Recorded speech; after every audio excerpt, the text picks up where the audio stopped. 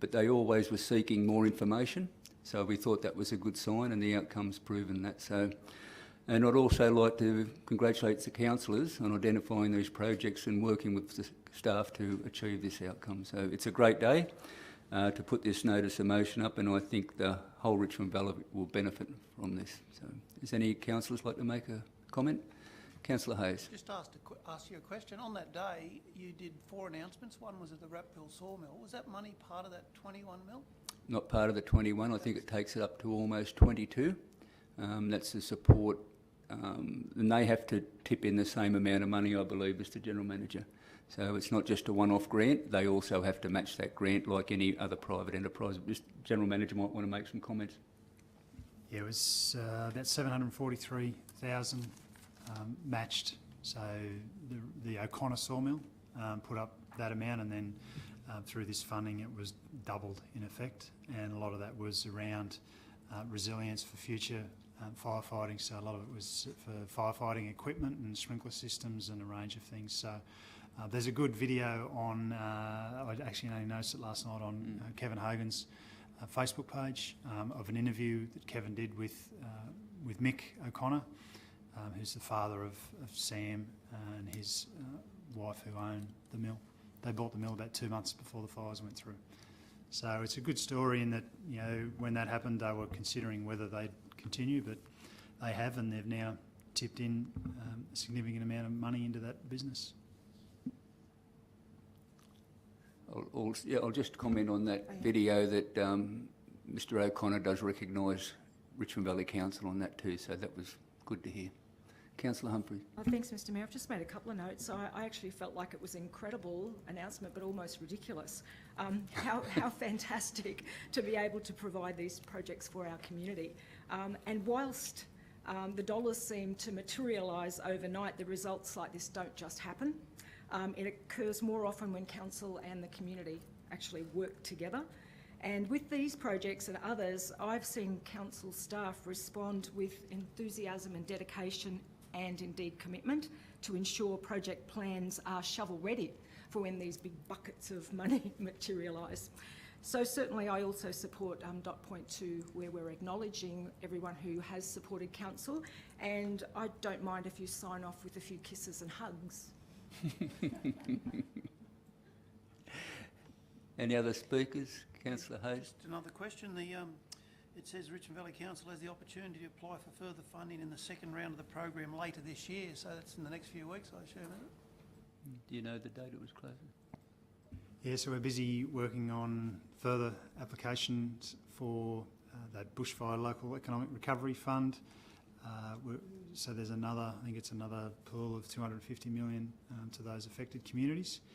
We have until the 11th of December to do that, and one of the main projects we're looking at there is the second stage of the casino swimming pool. So putting in a thorough bid for that. Any projects that you bid for over $1 million require a substantial business case.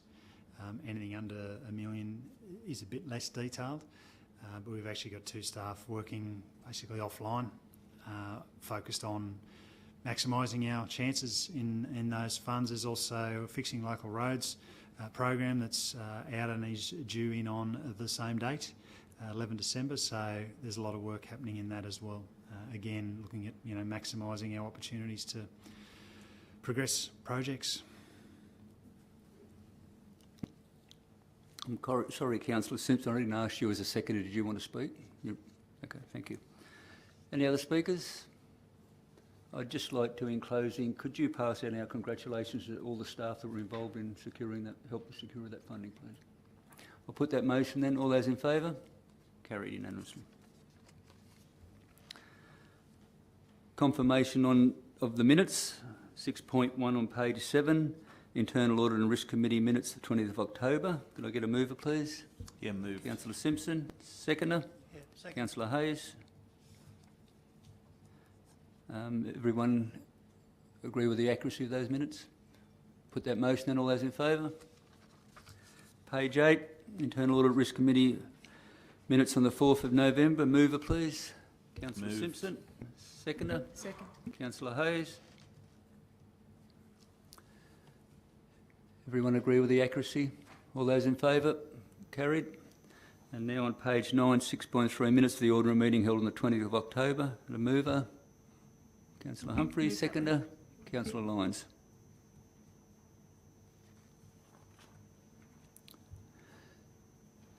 Accuracy of those, everyone agree with? Put that motion in. All those in favour?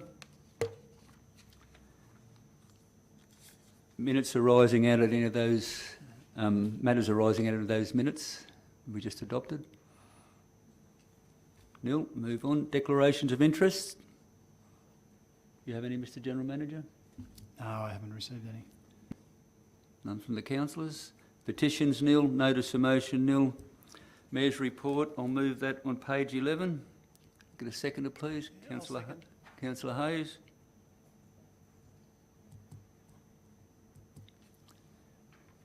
Anyone want to ask a question on any issues? I'm sure if Councillor Morris are here, he'd want to know on the 21st of October, the Chopper Chicks Did he ring you photo up? shoot. Did he ring you up for this? No, he didn't. 21st of October.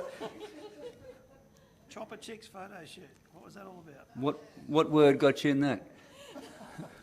Well, Chopper Chicks is it's a fundraiser for the helicopter, and some dedicated staff members, all female, have got a group together and call themselves the Chopper Chicks to raise some money. I am what you call their mascot, but I notice some other organisations in the town have got mascots like horses and dogs, so I don't know if I feel... Yes, so does that answer the question? Thank you. Any other? I'll put that motion then. All those in favour? Carried. Delegates' reports on page 12, 12.1. Could I move it, please? Move that way. Councillor Humphries. I'll second it. Any items wish to be raised? yeah, question, what's the notice of motion with regards to the basics requirements for water saving? I don't actually have it in there. Councillor Hayes, that was around ensuring, I actually have it here, it was around ensuring that all new residential dwellings within the local region and across the state are required to have rainwater tanks, except where approved alternative water supplies are available, such as connection to recycled water supply scheme. The rain tanks are to be a minimum size of 10 litres, which is double what the current, 10,000 litres, and connected to toilets, outdoor taps and clothes washing machines.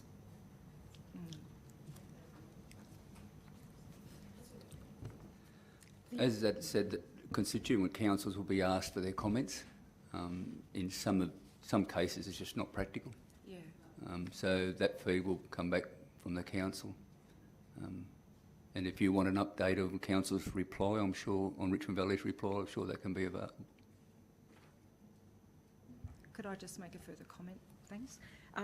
Councillor Hayes, the only small point that I'll still be interested in to hear from our water experts is that Rouse made a comment that based on the assessments undertaken as part of the future water strategy, the amount of water saved is primarily dependent on 4 things, and that's tank connectivity, the underlying water demand, but the big one for me is the area of the roof connected to the tank and sort of for the tank volume. So we've spoken a number of times about how, like the roof size, so if people's roof size isn't going to fill their 10,000 litre tank, then that's going to be something that will need to be considered. The other consideration is the size of a 10,000 litre tank in the small yards we've got these days. There's just nowhere to put them. That's right. We struggle. We do 5,000 in this council, and Basics require 4,000. And once you go over that, they take up a lot of room.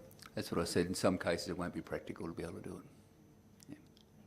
Councillor Simpson. So just to clarify, the point 5 there is that Rouse County Council submit a notice of motion to the New South Wales Local Government Conference. Is that seeking to increase the basics requirements to 10,000 litre tank? I think that's the way it was because they had to get the motion in on that day. That was added. That was actually added on the day. So, but I think before they do that, before the the government would change, they would be getting feedback from the industry and the councils and everything. So it all come out of the Dunoon Dam request for better tanks and bigger tanks, but that's not shaping up some of the information that's coming back now that the tanks may not be the best way to go. So, on the back of that discussion, what's the difference with Councillor Richardson's notice of motion that's also about tanks that's going to be referred to the tomorrow's information session?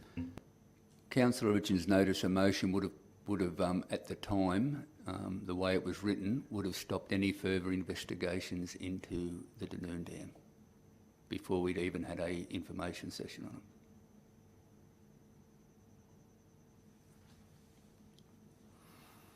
Just one more, I noticed in there they've got a deferral and refund of developer contributions to the Ballina Communities Men's Shed. Is that a standard thing that Rouse do for non-profit making organisations?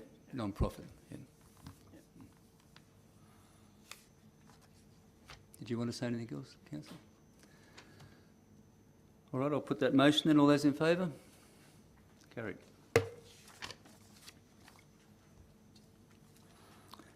Sorry.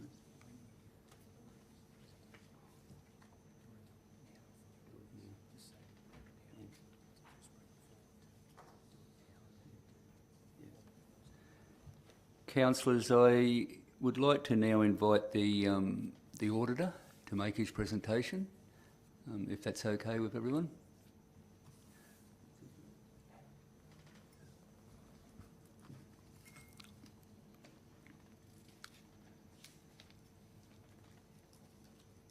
Welcome, Adam, and we're in your hands. Thank you.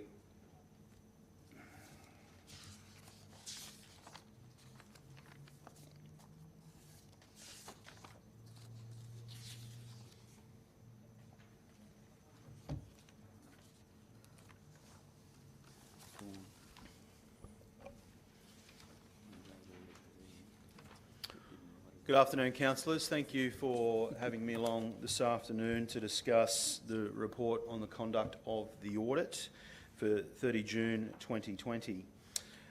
The audit opinion has been unmodified or unqualified, so in essence a clean audit, or the best opinion that council can receive. I'd just like to note that our report and the financial statements have been through council's governance process via the Internal Audit and Risk Committee back in October. The operating result for the year was a surplus of $6.3 million, and in our report we highlight some of the key movements from the prior year. Rates and annual charges revenue was $26.8 million.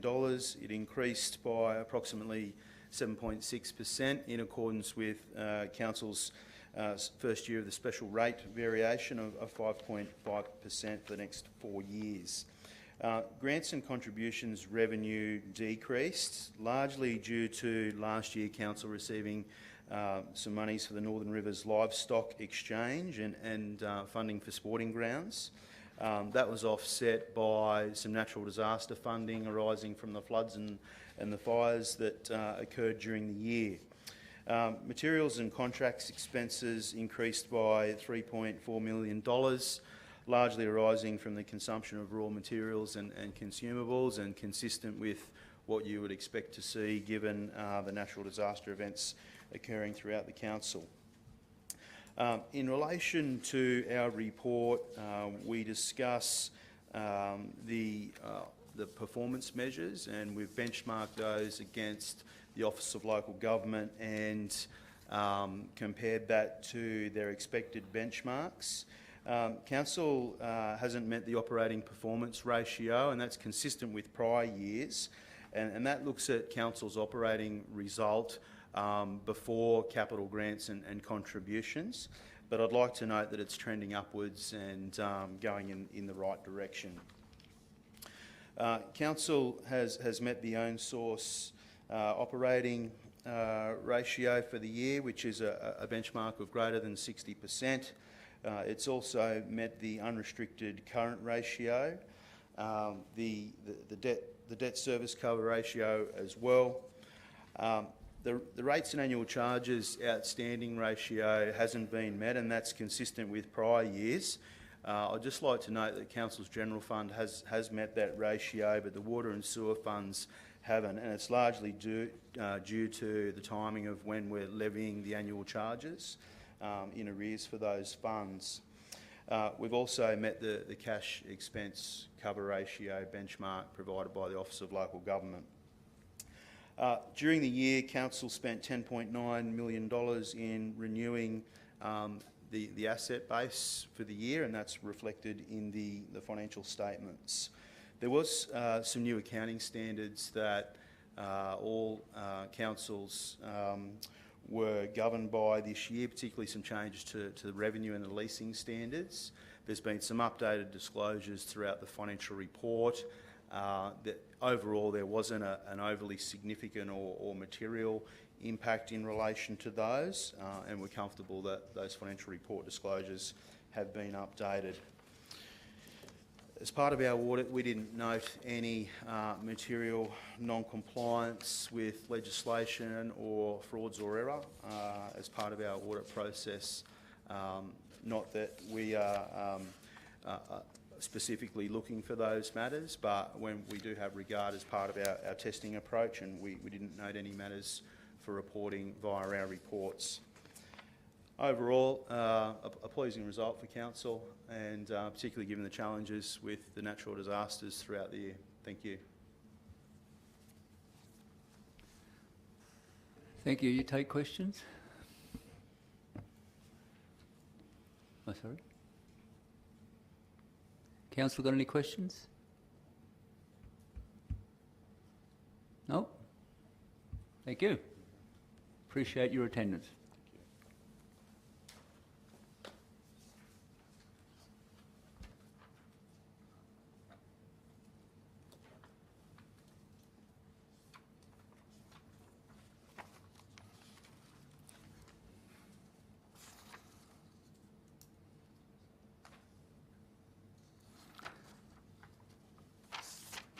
Councillors, we're right now on page 16, item 13.1, matters to determine without debate. Has any councillors got any items?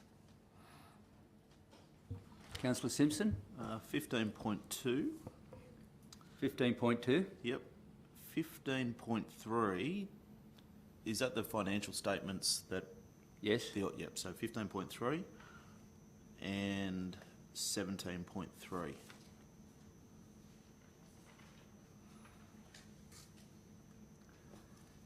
Any other councillors? Sorry, Mr Mayor, sorry, Councillor Humphries, it was 17.2, not 17.3. 17.2. Yep.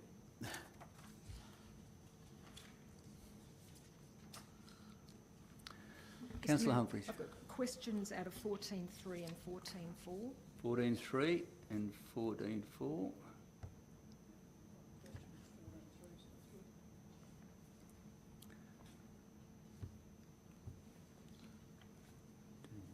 Three, 15, 17.3. Councillors, I'd like to call 14.1, 14.2, 15.5,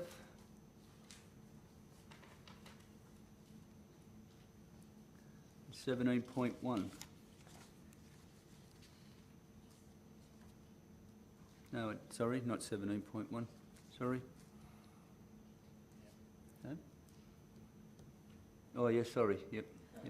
It's a planning matter. So I believe that leaves us 15.1, 15.4. That is it? Yeah? 17.3. Sorry?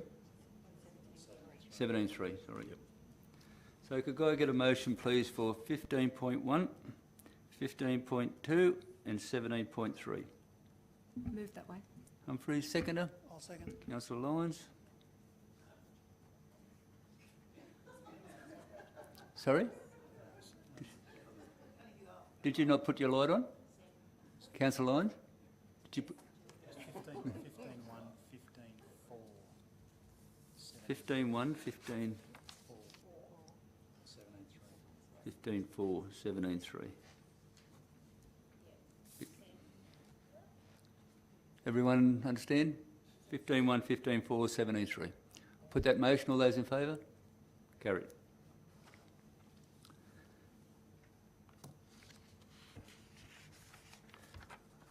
Councillors, we have 14.1 on page 17. I'll move that. Seconder?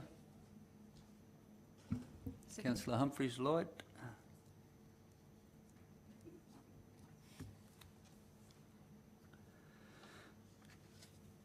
Councillors, I'd just like to speak on this. I believe it's been a very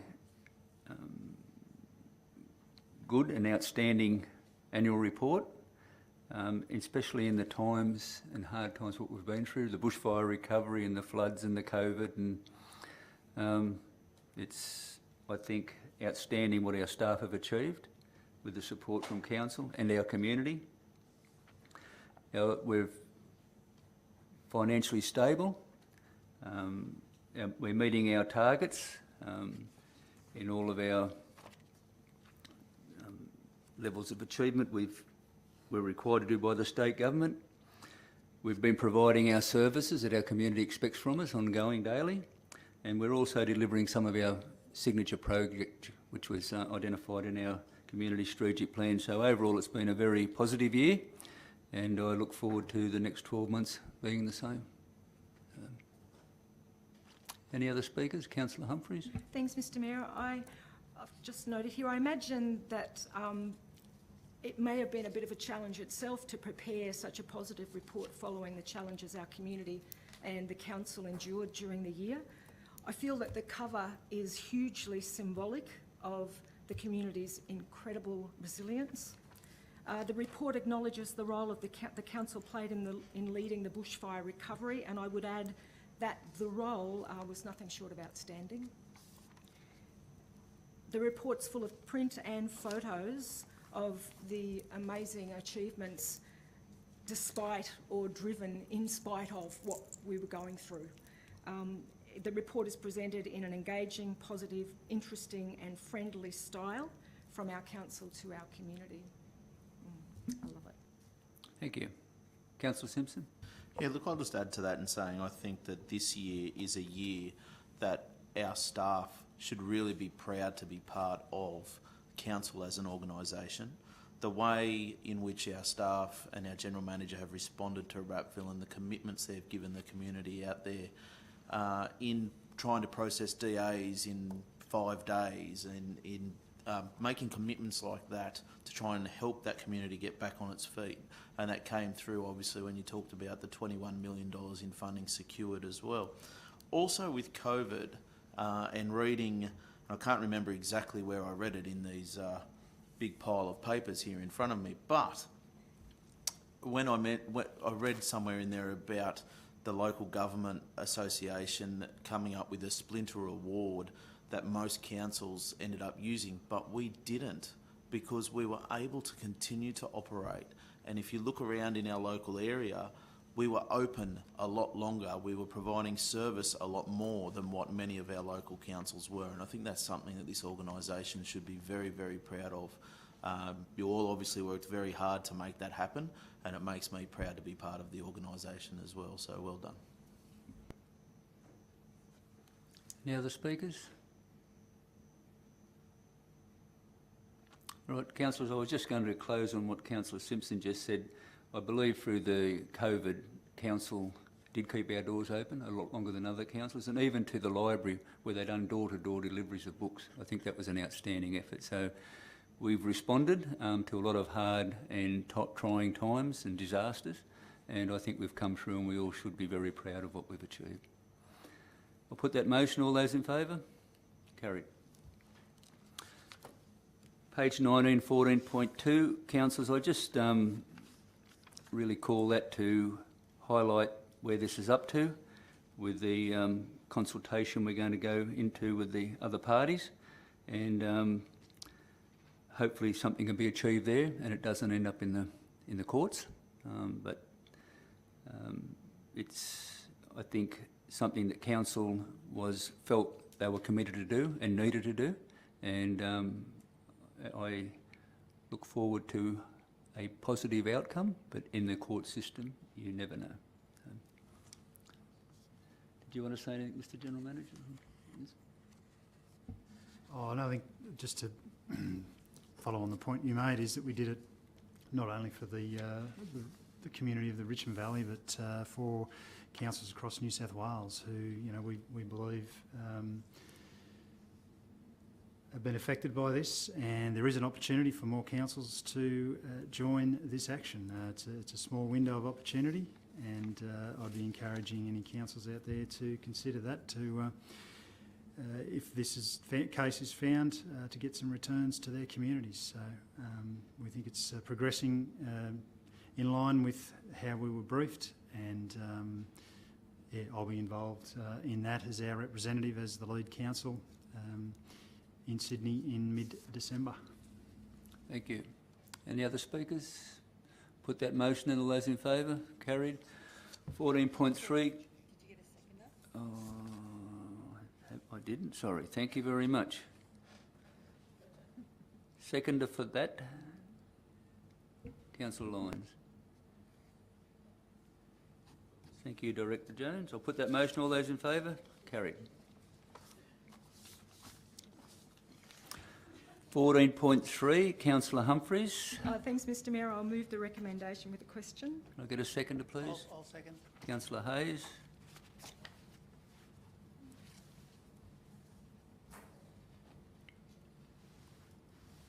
Are you waiting for me to go?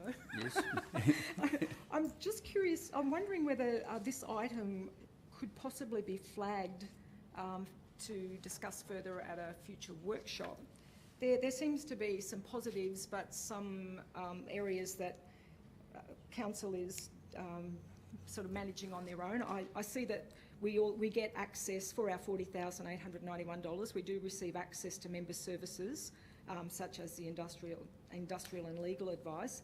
But then I note that we also, the ESL levy that really is a thorn in our sides remains unresolved, and that Richmond Valley Council does its own advocacy on many issues.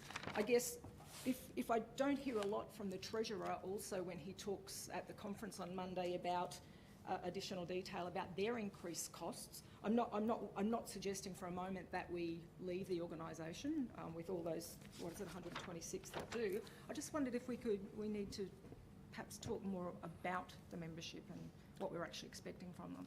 Councillor, I was going to call this myself, and I've got a part 2 to the recommendation, if you'd like to include that into yours, but it reads, writes to the local government New South Wales seeking clarification of any matters raised in this report that are not addressed at the conference.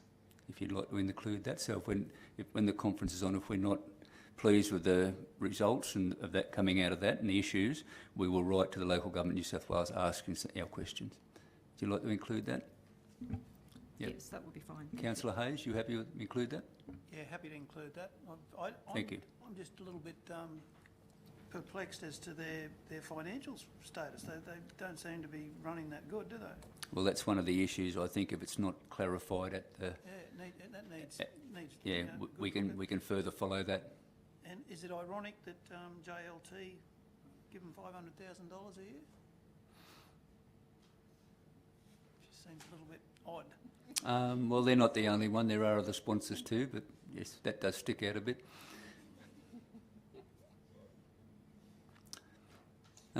Councillor Humphries, did you want to speak to it? Are you happy? Any other speakers? Close? Oh, all right, I'll put that motion in. All those in favour? Carried. Page 23, 14.4, Northern Rivers Joint Organisation Position Paper, Queensland New South Wales Border Restrictions. Councillor Humphries, you... Again, I'll move the recommendation with a question. Seconder? Second. Councillor Simpson. Councillor Humphries. I note that most of the items have, the key recommendations have been addressed through the recent changes to the border controls. But from the board meeting the 10th of August, on page 29, it has council there experiencing delays in 10 projects or maintenance works in Queensland. I just would like an update on how that's progressing. Thank you. Mr General Manager.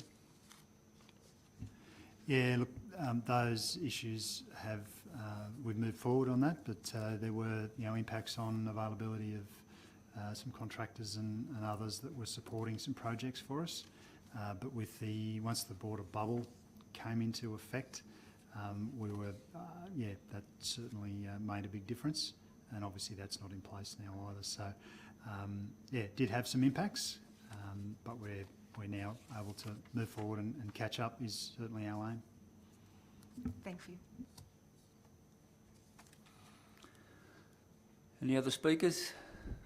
Councillor Simpson. Yeah, I'll probably just comment that I think writing a position paper is a good idea, and I think we should be trying to learn as much as we can from the COVID situation that has happened, because there was significant impacts for our region, and I think you'll remember going back a few months, I moved a notice of motion that we write to our local members, pushing as hard as we could to have those borders reopened because of those impacts. And it's not just businesses, but we're talking about service personnel being able to get to work, being able to cross borders, and people that live in Queensland and work in New South Wales and the like, and it really does have a significant impact. So we need to be able to manage that in a better way moving forward if something like this was to happen again. So definitely a good idea, I think.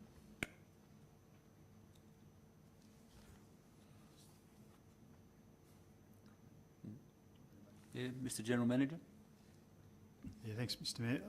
Put this report forward because I think it is important that for you to sort of be aware, I suppose, of what went into behind the scenes. I think it was a really good example of what a joint organisation can do when you find a like-minded issue, and there was a lot of advocacy. And I think it wasn't just this position paper. There was a lot of work behind the scenes. The Border Commissioner led that. We were having in the early stages a couple of Zoom meetings a week to understand the impacts, and for James McTavish, the Border Commissioner, to take that position forward to the Queensland people that he was dealing with. So I think it was a good example of what the joint organisation can do.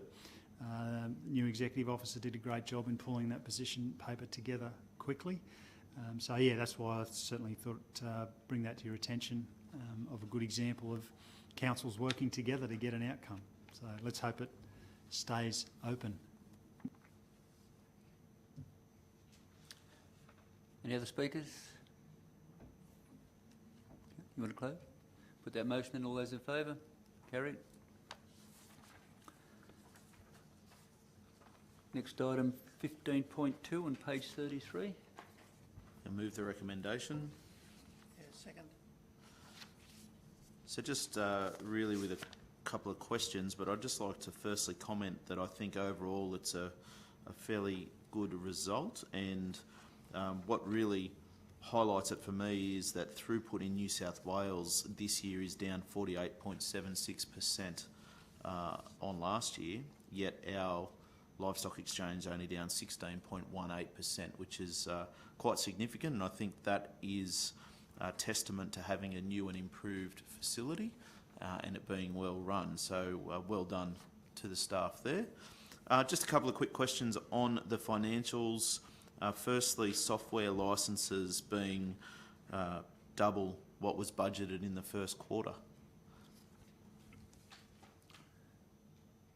Mr General Manager.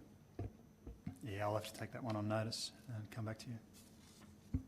Okay, the next one is around, so we've got the fees and rent income being 27.93% of the year's budgeted income, but the capital works levy only at 17.76% of the year's percentage of income. I would have thought they were tied together. You also have the upfront payment by the agents for their annual licence, so that is paid early in the year, so that'd be on top. So that's why they're not in line,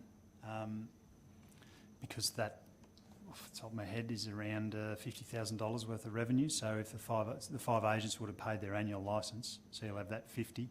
So that 50 will be on top of the proportionality between your per head fee and your capital works levy. So that's why there'll be a difference between those two figures from a proportion perspective. And also the first 6 months of the year is always lighter in numbers than the second 6 months of the year. So that's why it won't be proportional to the we won't do roughly 25% every quarter, because our big quarter is our the big months are your sort of March, April, May traditionally.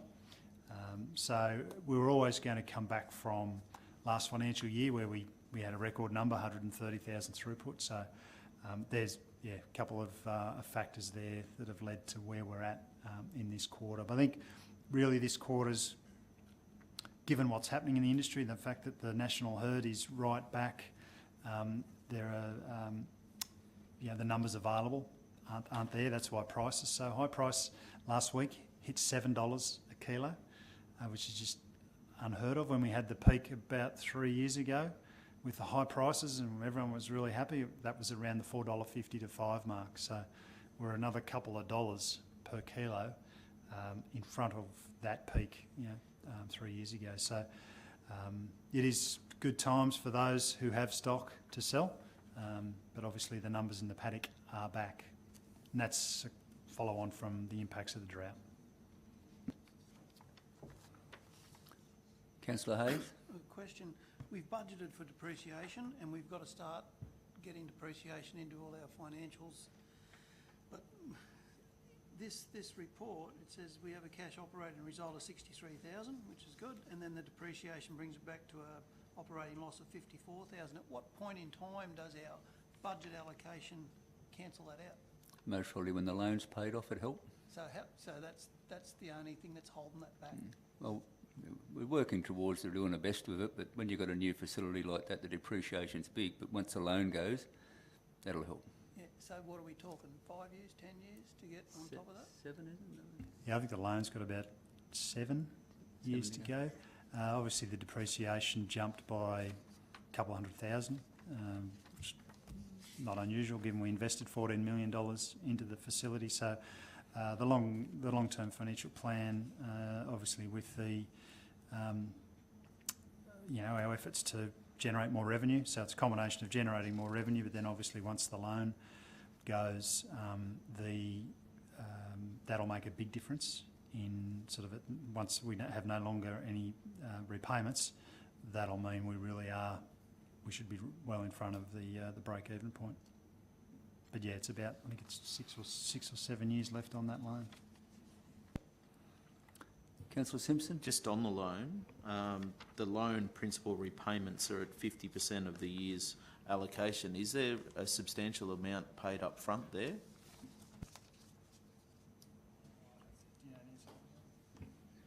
There's actually, that loan, there's only 2 payments made a year. So it all becomes to the timing, yeah.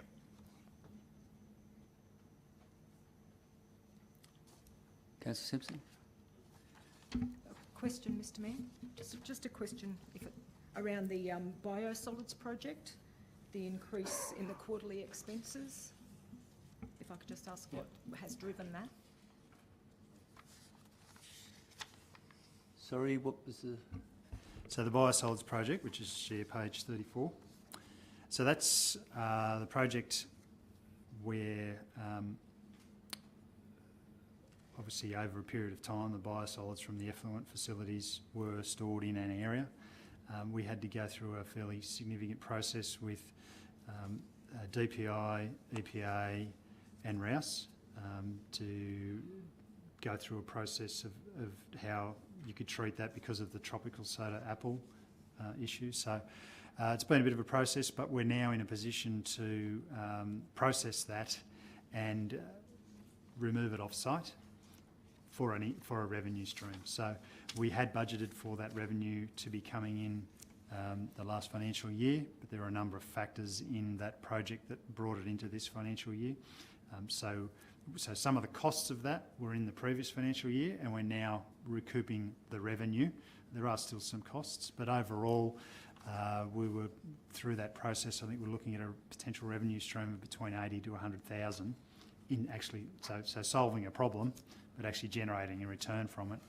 And it was a bit of a pilot project that now other sale yards can use that process, but we can also use those learnings in how we handle biosolids projects moving forward. Certainly a very good initiative, and particularly around the tropical soda apple and the fact that it's, you know, will go towards or help develop the FOGO. So all of that's got to be.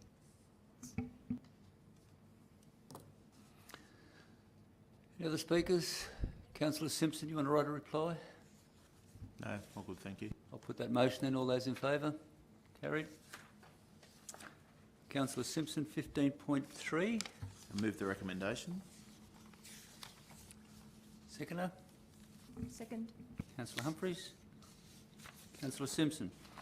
Yeah, I really just moved the recommendation to ask a question around the rates and annual charges outstanding percentage ratio, because as we know, Office of Local Government determines a number of ratios that councils should be meeting or at least moving towards. And one of the comments we keep getting around the rates and annual charges is that because with sewer and water we charge them in arrears, we never actually make that ratio. I'm just wondering what has to happen for us to actually stop charging them in arrears and perhaps charge them upfront or however else it has to be done. What's the impact of that so that we can actually get this ratio where it needs to be? It's something we can do, but what it will require is that people pay 2 quarterly payments in the same quarter, I think in simple terms. And so that's one of the reasons why I suppose we aren't rushing to do that, particularly in the current climate. Are there any, I'm happy to, Ryan, or whether there's anything else you want to add to why we don't move in that direction? Yeah, so virtually you'd have to get 5 payments in the 1 year. It wouldn't have to be necessarily in 1 quarter. You could spread it out under 5 equal payments over the year, but it'd be a pretty big financial impact on the community at this point in time. That's why we haven't really gone there. As the auditor pointed out, general fund with just rates, we are under the ratio, but it is unfortunate that those water sewer ones, when we charge them, it's just before we do the ratio. So there's a whole quarter outstanding at that point in time. Other councils in the same predicament or not? It's all dependent on how the council charges. This is a historical thing for us. We have, probably wasn't with this council, but some years ago we did actually workshop it. But at the time we thought it might be too much of a financial impost on the community, so we didn't do it. I imagine it would be difficult with usage charges too. Just trying to think it through, but you can't really charge for usage until it's been used. Yeah, you have to guess or charge them and then give them a credit off the next account and things like that. So, yeah. With your usage charges, you'd still keep them in arrears. It'd be the annual charge part that you'd actually bring forward. Perhaps something we can have a discussion at in a future Information session. Yeah.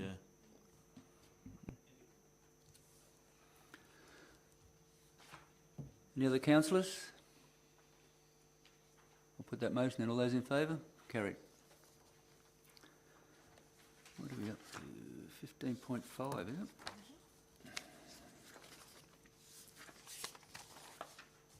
Page 53, 15.5, quarterly budget review statement for the quarter ended 30th of September. I believe we have a presentation from Mr. Gator. Mr. Gator, please.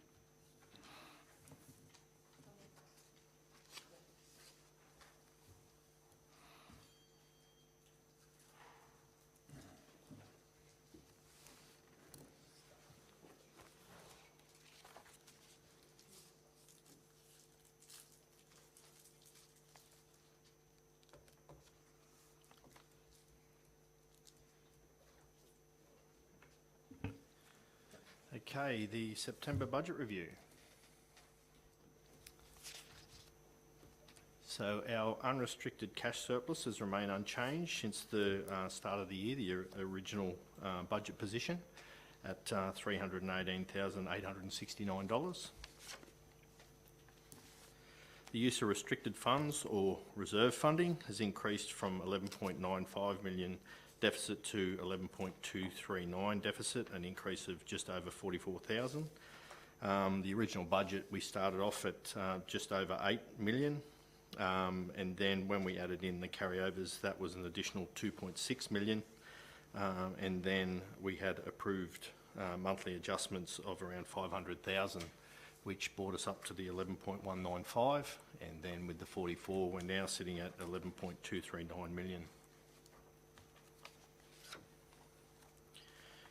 Net operating result, including capital items, it's decreased from 6.335 million surplus to a 2.973 million surplus, a decrease of 3.362 million. This was namely due to some grant funding for the rail trail that we've actually transferred into next financial year because of the timing of that project. Net operating result before capital items has worsened from 4.131 million deficit to a 5.226 million deficit, a difference of just over $1 million.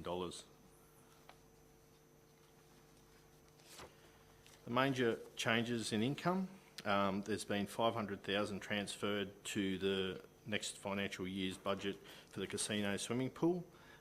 This is due to timing issues with that project. There's still $1 million left in this year's budget, and we do expect to spend that $1 million. We've received 579,000 in grant funding, 405 for Coronation Park, 78,500 for Coraki Caravan Park's amenities block and pontoon extension, and 95,500 for Woodburn Riverside Jetty.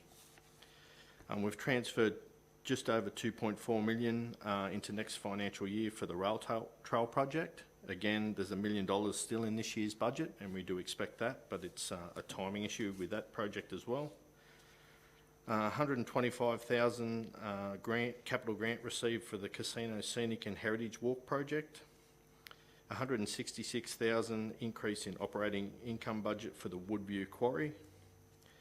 770,000 transferred to next year's budget for the casino industrial activation, and $2 million in loan borrowings removed from this year's budget for the construction of Cell 6 at Namoona Landfill. This still leaves 1.5 million in this year. The new designs on that project have been finished, but they're sitting with the EPA at this point in time, so we're just not 100% sure when they'll be approved and be able to start that project. Major recommendations for expenditure. As said before, there's 500,000 transferred for the casino pool. We've added the 405 for Coronation Park, the 127,000 for Woodburn Jetty. There's the 4.2 million for the rail trail project, 125 for the Casino Heritage Walk. The money for the Woodview Quarry has been put in there for the expenditure side, and that was to do with crushing and making of flood blend. 1.5 transferred for the casino industrial activation. 355,000 put into the budget for industrial land at Reynolds Road. 1.5 transferred for Cell 6 at Namoona, and 550 transferred for a FOGO project in the waste department. Other changes, total income from continuing operation, a decrease of 2.997 million, so that sits at 71.34 million now, our income. Total expenses for continuing operation, an increase of 365,000 to 68.366 million, and loan funding has decreased by 2 million, so now in this year's budget we don't have any loan funding. Our capital expenditure has decreased by 5.150 million. Original budget was 34 million. After carryovers and monthly adjustments, it went to just over 37.5 million. We've done a review of the capital works program, and there's been 5.15 million taken out, so it's sitting at just over 32 million at this point in time. Has anyone got any questions? Questions, councillor?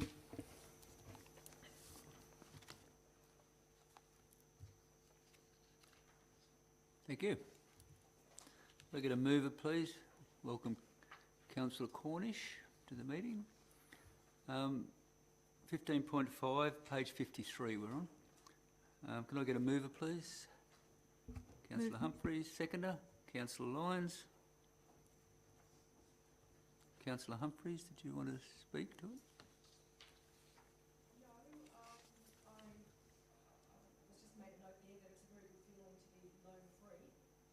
Very good feeling to be loan-free, or is it an opportunity? We don't need it with all our grants, do we? We're not loan-free because that loan's been carried over to next year, I believe. Is that correct? We will need to borrow that $2 million for that project, but yeah, it won't be until next year's budget. And it's for cell 6? Cell 6, so it'll be self-funded out of the waste levy. Thank you. I've got a question, and it's a good concern, I would say. We have a capital works program, and it's around 32 million. We're just adding another 21 million to it. It's good to get this money, but it's what implications would that have on our staff? I know the 21 million could be over the next 18 months or 2 years. Just how's the staff and how are we going to react to spending that money, because there are timelines on it. Mr. General Manager? So we're starting that process. Well, we've already started the process, but we've actually got a meeting tomorrow with New South Wales government representatives. So generally what happens, you get an announcement, commitments are made, and then you've got to work through a lot more detail, and the first thing we do is lock in a funding agreement. So got a meeting tomorrow with one of those projects, and it's to establish the time frames for the project. So the one tomorrow is a discussion around the Ratville sewer project. So it's really for us to negotiate with the New South Wales government how we're going to deliver that project. As part of that conversation is Public Works Advisory, but we've also sought advice from consultants that have done some preliminary work for us. So you're right, so that's just one example. We'll be doing similar processes for the other two projects as well. You will be seeing an advertisement coming out next week for just seeking, so it's an expression of interest for people in the Northern Rivers region who have a range of skills and experience that might add to our project teams. So that's another thing that we're doing to make sure that we have the resources available where we need to. Obviously, we've got a project management office that's got a track record of getting on with the job and delivering things, so that'll continue to happen. But if there's further capacity that we need, we will use a couple of different methods from recruitment, contractors, public works, to make sure we can deliver these projects as quickly as we can. Thank you. Any other speakers, questions? Councillor Humphries? Mr Mayor, I can't reference the page, but I did have just a query around the pensioner rebates, and I certainly support pensioner rebates, but across the general and the waste, I think it was something to the tune of $170,000 that council is still out of pocket from rebates. Is there any movement on that? Is there any? No. It's like It's legislation. It's one of those annual motions at a local government conferences that nothing really changes too much. I know other states fully have the New South Wales government fully fund the pensioner rebate. New South Wales has had this arrangement for as long as I'm aware. It's always been on the agenda. I don't think it's going to be one of those issues that's going to shift. Thank you. Yeah, we agree with the pensioner rebate, but we'd just like the state government to fund it fully, like other states. As suppose with these things, you just got to keep in mind that they've just tipped $21 million into our area. So there's a little bit of swings and roundabouts, and sometimes you got to pick your battles. I think with that one, we just got to let it go. And it's a state issue. It's not like we're the only councillors doing that. Every other councillor is too. So. Any other speakers? Councillor Humphries, would you like to write a reply? No, thank you. I'll put that motion in. All those in favour? Carried. Page 57, tenders, nil tenders.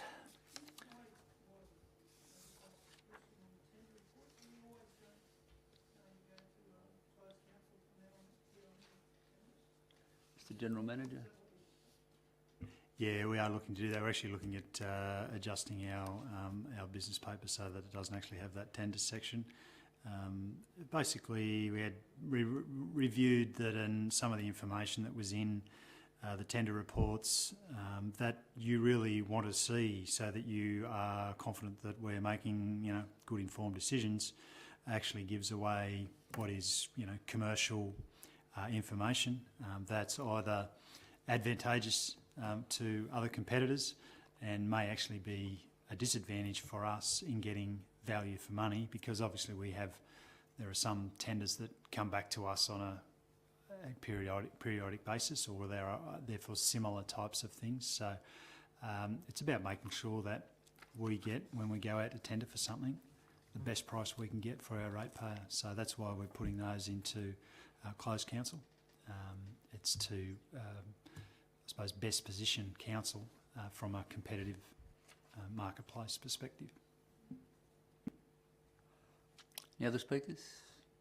Nope. No questions about the tenders. 17.1 on page 58, general business, amended community participation plan. It's been called because it's a planning issue. I will move that. Second. Required to be called. Any discussion? No, I'll put that motion in. All those in favour? Carried. 17.2. Councillor Humphries on page 60. Sorry, Simpson. I'm sorry. That's all right. We look similar. Very similar hairstyle. Move, Councillor Simpson. Second. Councillor Hayes. Just like to ask a question. I've had a number of community members approach me in regards to pedestrian crossing in Woodburn, and I wasn't sure, given this was on the agenda, I wasn't sure whether this was the appropriate time to raise that. I know it has been raised previously. Obviously it was the Pacific Highway, and therefore a pedestrian crossing was not able to happen, but as it transitions back to council, is there a possibility that that could happen? Mr. General Manager. Oh, look, I think it's a good question. It's not something that would necessarily have to be reflected in this pedestrian access and mobility plan. I think what we need to do is assess the whole change of traffic flows through Woodburn, and in the context of that, seriously consider that pedestrian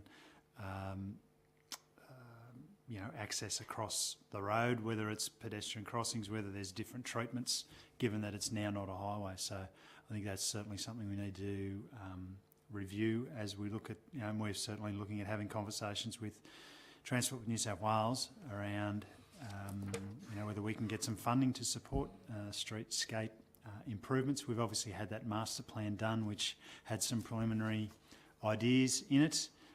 We'll need to go back to the community to I suppose reassess whether that's still the best treatment. So I suppose the response would be that we want to improve pedestrian access across what is it still called the Pacific Highway? Not sure what its actual name is today. Yeah, it hasn't changed as yet, but obviously will be changing name. That process is happening.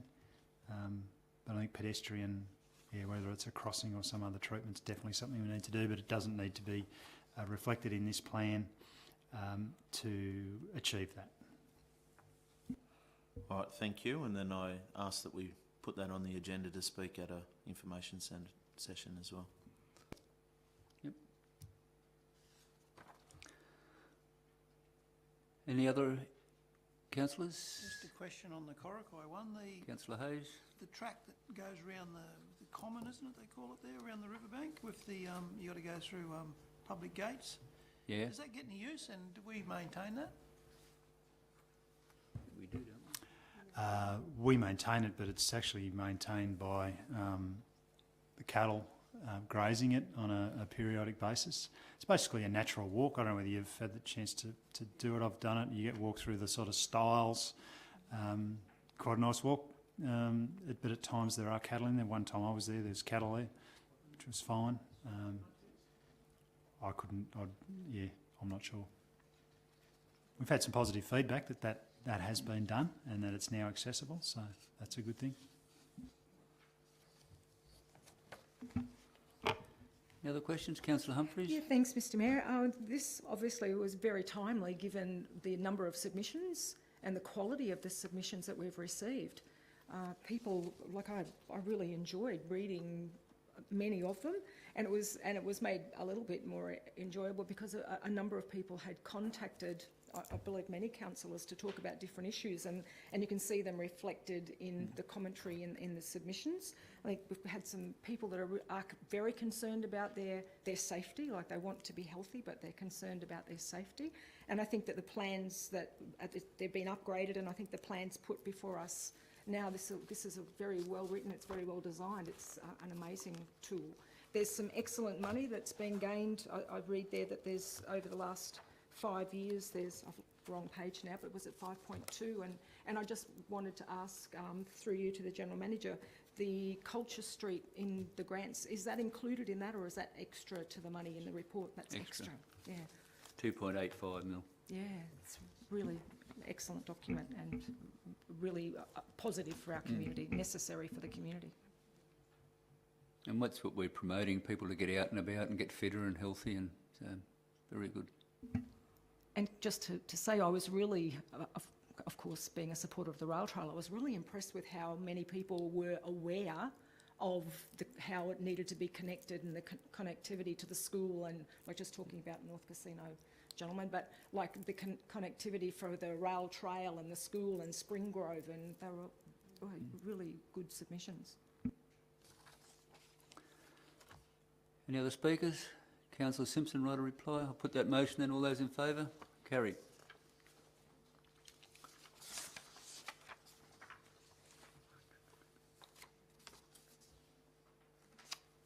Page 67, matters for information. Could I get a mover, please? Moved. Councillor Simpson, seconder. Yes. Councillor Hayes. Has any councillors got any issues they'd like to, or questions? Could you put your light on, please, Councillor? The grant applications, Yeah. there's the joint application with Lismore City Council for the Bungaby Road Disputed Plains Bridge.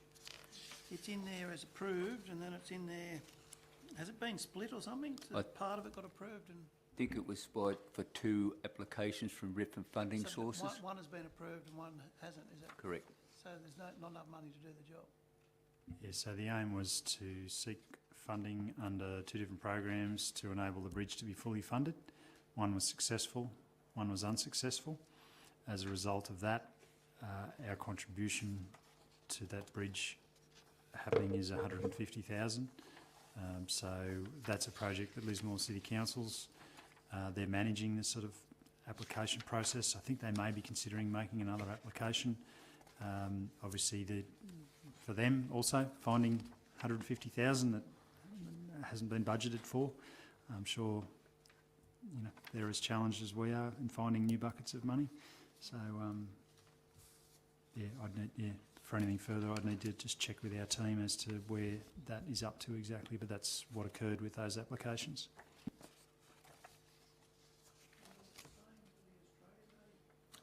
Light, please, Rob. The Australia Day funding, is it the same? Is it 2 different?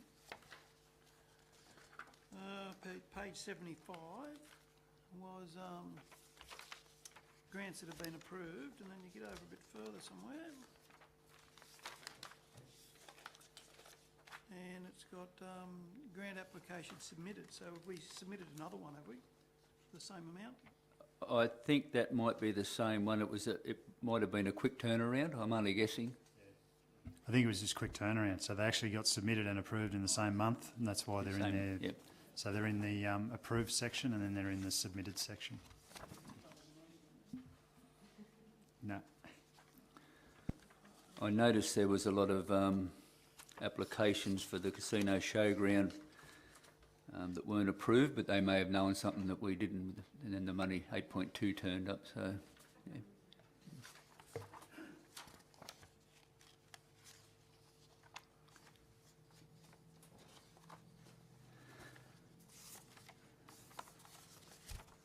Has any other councillors got any in the matters for information? Just on 18.6, obviously a response there from the Honourable Mr Toole in regards to Evans Head I think that's in. Oh no, you're right. Sorry. Yep. obtaining a picture sign, which is obviously not going to happen. However, can I ask about the progress of the Woodburn and Broadwater picture signs? I think we're expecting them at the end of this month. Is that still on track as far as you're aware?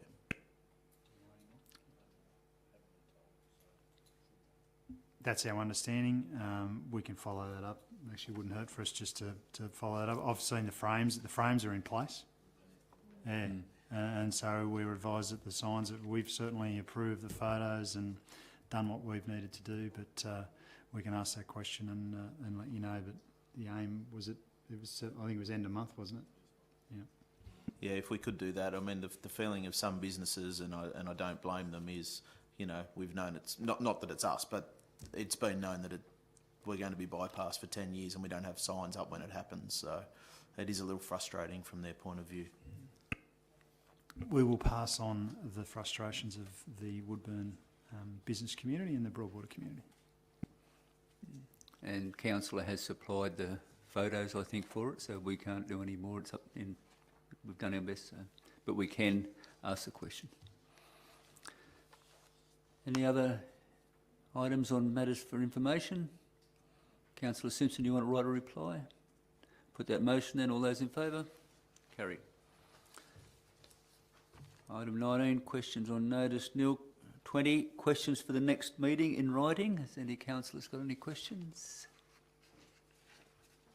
No.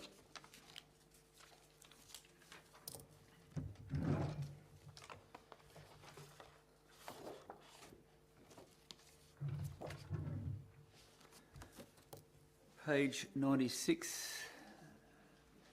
Matter referred to closed committee. I need a motion to go into closed council, please. Move that way. Councillor Humphreys. Second. Second, Councillor Cornish.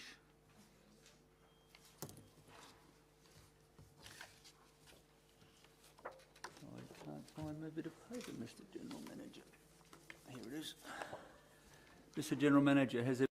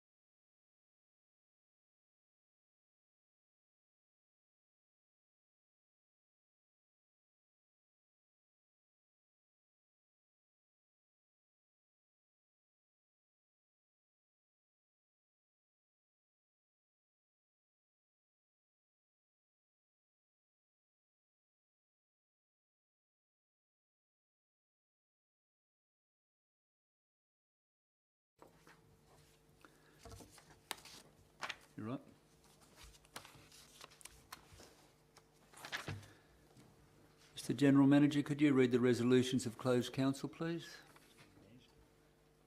How about you do 2, I do 2? Yeah? Alternate. Okay, so your matters closed council, item 21.1. Council resolved that AGS Commercial be approved as the preferred tenderer for the design and construct of the New South Wales RFS Category 2B Standard Fire Brigade Station at Ratville at a value of $309,460, and that the General Manager be authorised to negotiate and finalise the terms and conditions of any contract or agreement in line with the content of this report and the available budget, including affixing the seal of council where necessary.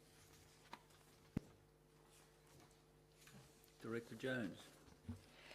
In relation to 21.2, Reynolds Road Industrial Estate Stage 2 Civil Works, VP 205770, the recommendation reads that 1. Council accepts the tender from Price Civil Proprietary Limited, which represents the best value for council at $1,150,000, $241.25, exclusive of GST, and 2. The General Manager be authorised to negotiate and finalise the terms and conditions of any contract or agreement in line with the content of this report and have the available budget and affixing of the seal of council where necessary. Mr General Manager. And item 21.3, the council notes the reverse auction to be conducted by regional procurement on behalf of Richmond Valley Council for the large contestable sites and street lighting, with the contract to run for 24 months commencing on 1 January 2022, ending on 31 December 2023. And second point, authorises the General Manager to sign and approve the contract with the most advantageous outcome for Council and to sign the relevant documents, including affixing the seal of Council where appropriate, generally in accordance with the details contained within this report. And 3, notes that a report on the outcome be brought back to a future meeting of Council. Councillor, it's 21.4, Director Jones.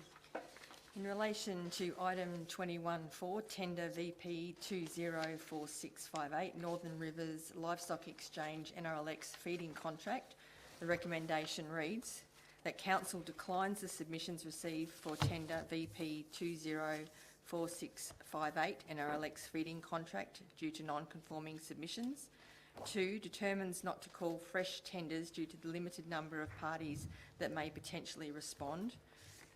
3, apply clause 178 3E of the Local Government General Regulation 2005 to authorise the General Manager to enter into direct negotiations with any person for the supply of feed to the NRLX and to finalise the terms of the contract or agreement, including affixing the seal of Council where necessary.